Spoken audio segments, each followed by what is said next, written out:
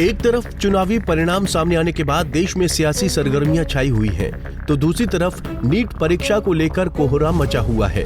NEET परीक्षा के परिणाम सामने आने के बाद कई जगहों पर छात्र प्रदर्शन कर रहे हैं। छात्र पेपर लीक होने का आरोप लगा रहे हैं, जिससे एक बार फिर से इस परीक्षा के रिजल्ट को लेकर छात्रों में भारी नाराजगी देखने को मिल रही है। और हमने नीट में 695 अंक पाए हैं और हमारा ऑल इंडिया रैंक 3473 है। आज बनारस से तमाम स्टूडेंट्स यहाँ BHU गेट पर प्रोटेस्ट करने आए हैं NTA और नीट के इन रिजल्ट्स के खिलाफ, जिसमें कि काफ़ी ज़्यादा फ्रॉड हुआ है, बहुत ज़्यादा रैंक इन्फ्लेशन देखा गया है तथा काफ़ी सारे स्कैम सामने आ रहे हैं। कुछ लोगों को 718, 719 अंक भी आए हैं। NTA का दावा है कि उन्होंने ग्रेस मार्क्स दिए हैं। जिस स्तर पर फ्रॉड हुआ है उसने पूरे देश को नीट परीक्षा में बहुत बुरी तरह से आघात किया है। हमारे मेडिकल सेक्टर पर यह एक बहुत बड़ा धब्बा है। वैसे ये कोई पहला मौका नहीं है जब इस परीक्षा को लेकर विवाद हो रहा है। इससे पहले भी कई बार इस प्रकार के विवाद सामने आ चुके हैं। ऐसे में सवाल ये उठता है कि जब नीट जैसे परीक्षा का भी पेपर लीक हो जाएगा तो ये देश कैसे आगे बढ़ेगा। बता दें कि 5 मई को आयोजित नीट UG परीक्षा में गड़बड़ी का आरोप लगाया जा रहा है। लिहाजा ये मामला अब देश की सर्वोच्च अदालत यानी कि सुप्रीम कोर्ट पहुंच चुका है।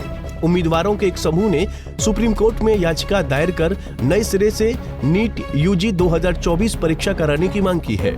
उम्मीदवारों का तर्क है कि नीट का कथित पेपर लीक संविधान के अनुच्छेद 14 में वर्णित समानता के अधिकार का उल्लंघन है, क्योंकि जिन्होंने निष्पक्ष तरीके से परीक्षा देने का विकल्प चुना था उनके मुकाबले दूसरों को अनुचित लाभ मिला। सिर्फ पेपर लीक ही नहीं, परीक्षा को लेकर अभ्यर्थियों ने और भी कई तरह के संगीन आरोप लगाए हैं। विवाद बढ़ता देख नेशनल टेस्टिंग एजेंसी ने मोर्चा संभाला और सभी पेपरों पर अपनी सफाई पेश करते हुए खुद को नीट एंड क्लीन बताया। So the integrity etc. of this exam throughout the country was not compromised, and one issue which was happened in Savai Madhavpur that because of wrong Hindi English distribution, we took the action immediately, and because by that time at every center candidates were inside.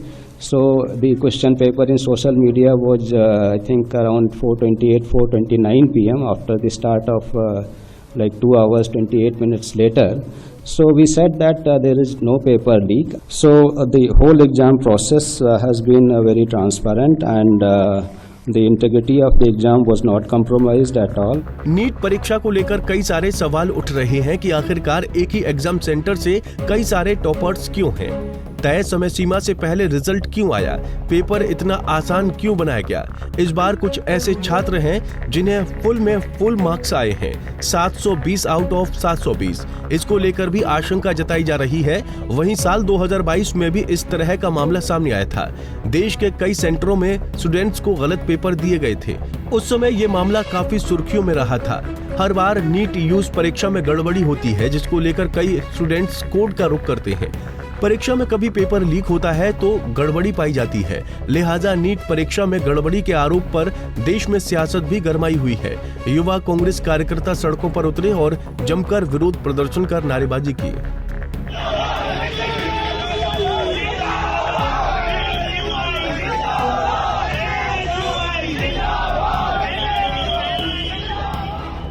NEET परीक्षा में मचे कोहराम को लेकर आम आदमी party के प्रवक्ता जैस्मिन शाह ने प्रेस कॉन्फ्रेंस कर बीजेपी पर जमकर हमला बोला। जैस्मिन शाह ने कहा कि सुप्रीम कोर्ट नीट घोटाले की जांच करे। तो दोस्तों, भाजपा का ये इतिहास रहा है, इन्होंने कभी भी कॉम्पिटिटिव एग्जाम्स के पूरी व्यवस्था को मजबूत करने का तो काम छोड़ ही दो, इसको केवल और केवल कमजोर करने का काम किया है।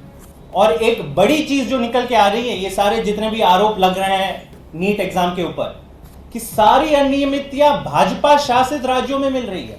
हम माननीय सुप्रीम कोर्ट से कहते हैं कि इस मैटर का आप संज्ञान लीजिए। इस मामले पर कांग्रेस नेता कन्हैया कुमार ने कहा कि नीट की परीक्षा में फिर से धांधली हुई है। देश में ऐसी कोई परीक्षा नहीं है जिसमें धांधली न हो। छात्रों ने सोशल मीडिया पर लिखना शुरू कर दिया है।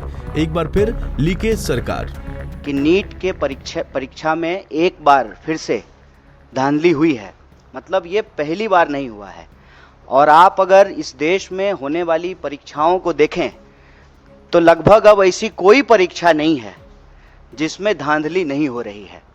मतलब विद्यार्थियों ने तो सोशल मीडिया पे ये लिखना शुरू कर दिया है कि एक बार फिर लीकेज सरकार।